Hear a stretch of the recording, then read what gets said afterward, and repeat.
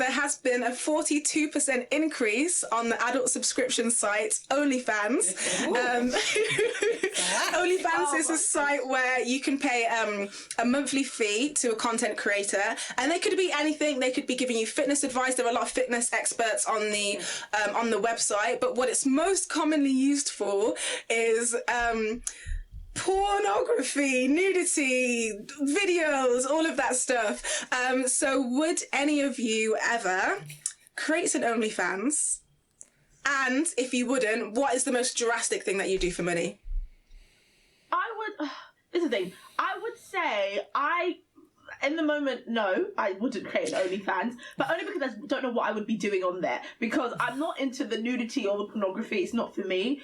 Until I have a marketable skill like fitness, then that's the only way. I thought you said thickness there, and I was like, thickness. No, thickness. That's the only reason why I would be on it, because for me, I wouldn't do the nudity or the pornography or anything like that. But if there was something else that was marketable and people wanted to pay me for, and I didn't mind doing it, then possibly I could be on OnlyFans. But I think whenever you create an OnlyFans account, there's a stigma around it anyway. So you can shout all day, I'm teaching people how to bake cookies, and people are like, yeah, naked. Like, there'd always be a stigma around what you're doing on OnlyFans, because people only associate it with like nudity. In regards to what the most drastic thing I would do for money, so it's so hard to say. I would say nothing that would put myself or others in harm's way. Like, I wouldn't do anything like that.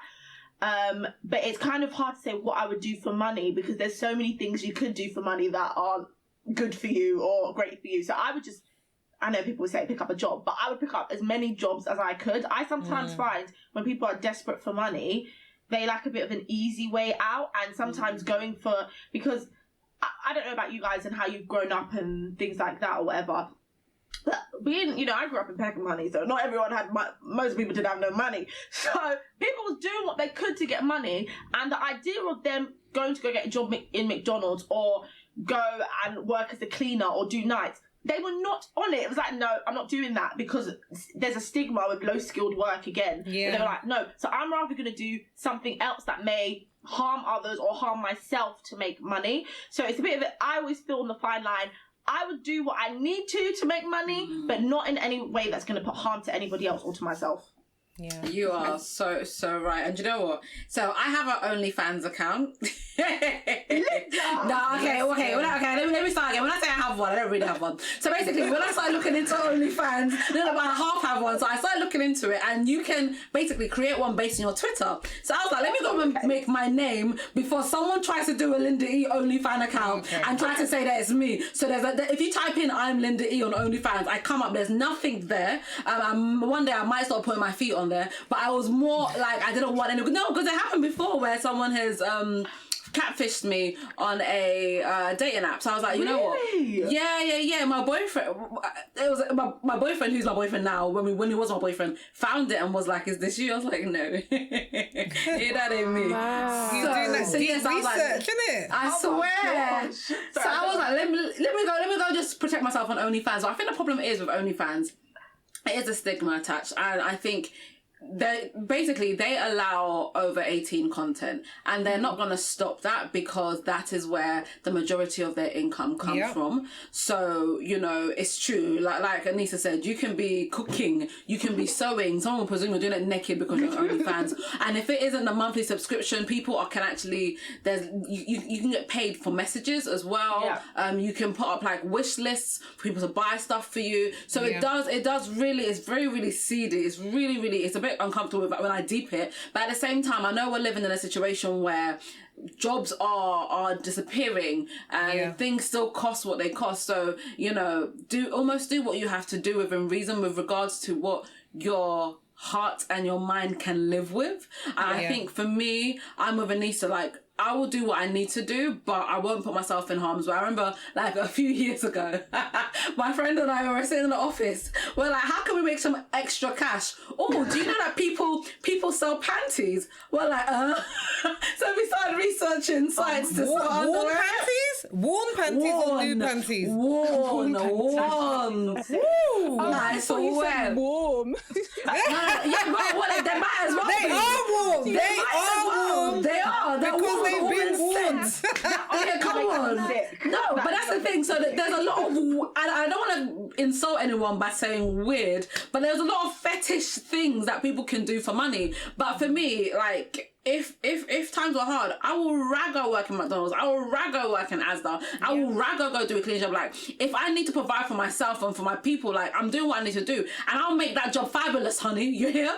So I think that's me. But I think that's the thing, because I think what you're saying, which I completely am down with, is that you need to set your boundaries. Like, whatever job you're willing to do, like, what are the boundaries? If you want to start an OnlyFans account, what are the boundaries? What are you willing to do and what are you not willing to do? And I think with OnlyFans, if you are that hard up and you're doing it because you've lost your job, as I read, there was a BBC article about a guy who said he'd do it because he worked on boats doing songs and tunes or whatever. He got made redundant and he was like, I need to make money. He went on OnlyFans. Let's not go on like OnlyFans is a quick fix to money, because you have to put in the work. You gotta work hard. That is a full-time job. Yeah, don't let people feel you like, oh, I'm just going to go topless and I'm going to be making 3,000. There's a lot of people on there and you are going to have to work damn hard to make that good money. It's not no part-time job.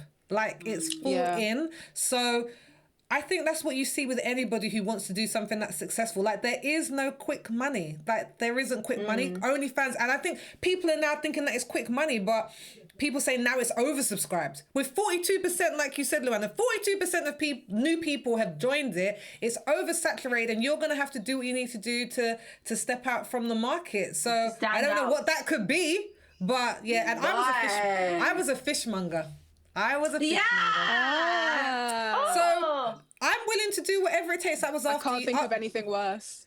Do you know what? I was doing my A-levels and like I saw this fishmonger job and I was like, I just want to earn some, like my £200 a month, which was big money when I was like 16, and it can allow me to do this and to do that. And my friends would come in after school and see me in the full hat and like the coat, the white coat, and like scaling all the meat and all of that stuff. But for me, I'm just like, when times are tough, you do what you got. When times aren't even tough, I'm just like, I'll do what I want to do because it's going to be my money. So people are willing to do a lot. You just have to be willing to make the sacrifice for whatever it is. Like, if you're fine with your family members having that stigma surrounding OnlyFans, whether it's fair or not, then just do it. Yeah, I think it's interesting what you said about setting your boundaries, because I think that with OnlyFans, the content creators, speaking more towards like people who are doing like porn content, they are actually in control of what they're putting out there. Like, they have a choice to be like, oh, I'm going to do this today, I'm going to do that today, I'm going to have this person film it, or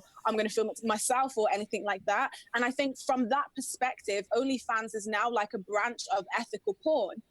There's so much madness that happens in the porn industry that doesn't happen if like people creating that kind of content are in control. You know, there's no middleman, there's no director, there's no like, and I can't even imagine like how we were like at the beginning of the episode, we were talking about, that patriarchy, that thing there. But can you imagine in a world where we already think that women's bodies belong to men and opinions of women's bodies should come from men, and then you're going to be in an industry that's creating sexual content again for men? Like, I can't even fathom, especially when you're young, you can be like, you know, as young as 18 or even younger if you're with a dodgy one.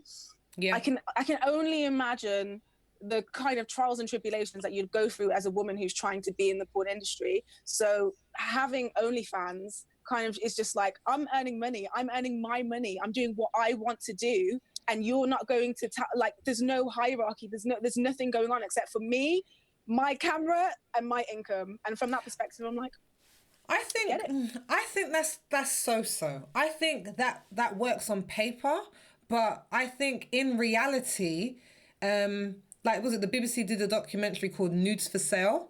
And whereas people do have and it was talking specifically about OnlyFans and people who are in that industry, but that content that people do is available forever and ever and ever and ever.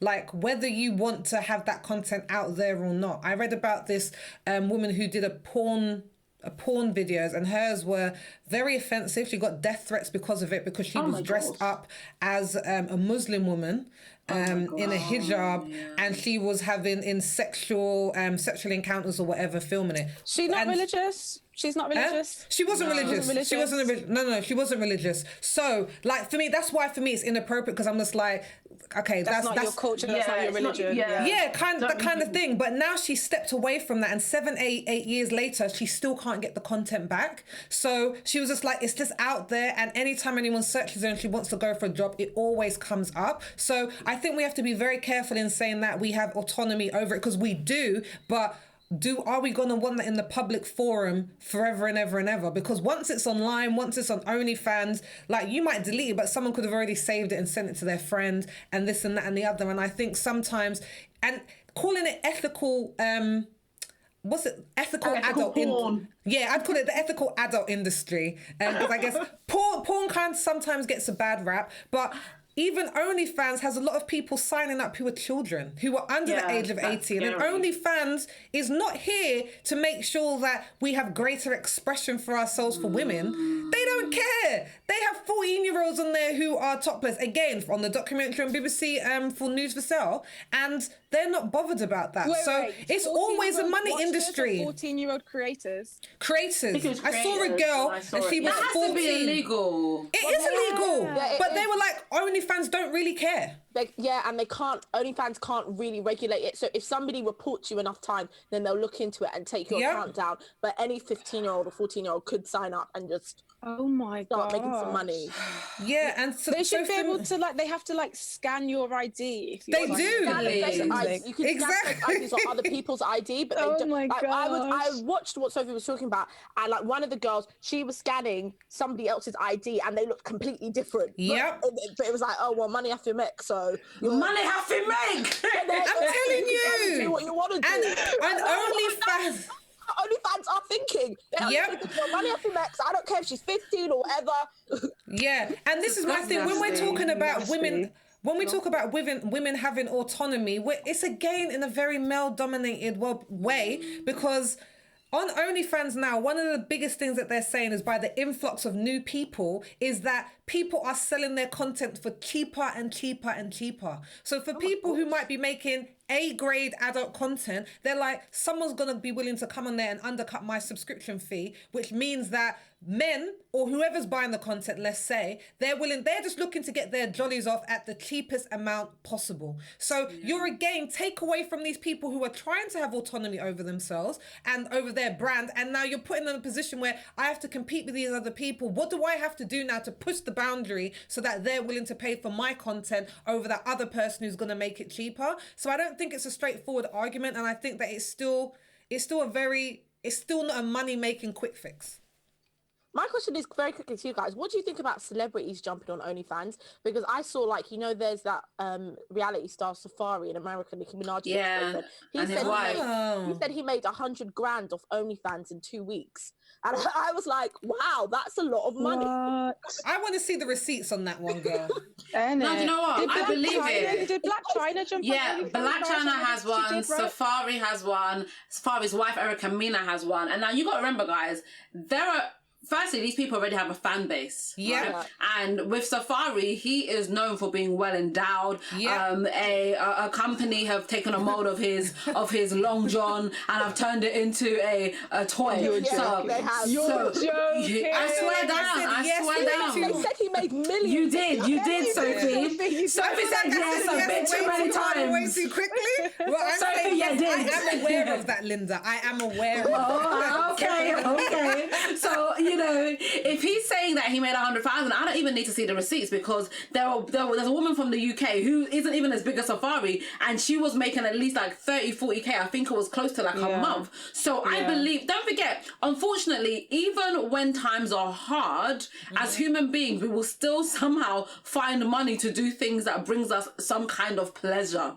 Do you understand? Whether it be smoking or drinking or porn and sex. So I believe he made 100K. I absolutely believe it. I think your point, Sophie, was just that everyone focuses on the big earners, the big spenders of that site, but there's such a large bracket that not everyone goes into it thinking, oh, I can earn £34,000 a week. Like, let's go, but it's not actually going to be the reality. But I think what you were saying earlier, it's going to be like with any business. There's a demand, like the supply and demand, and then there's also competition. So it's going to happen. But also, I don't know if any of you know, like, I don't know, so I'm genuinely asking, can you screen snap and screen record on this site? They said that you can steal content from their site, but I don't know what content means, if that makes sense. I don't know. What are the protections? Because if you know what I mean, if I sign up, if I'm putting this on there, and then you can just screen snap and send it to your friends, and all your friends get it for free, like, then where's my protection as a content creator? Like, what am I covered? What covers me? It's the risk you're gonna have to take when money has to make. You know?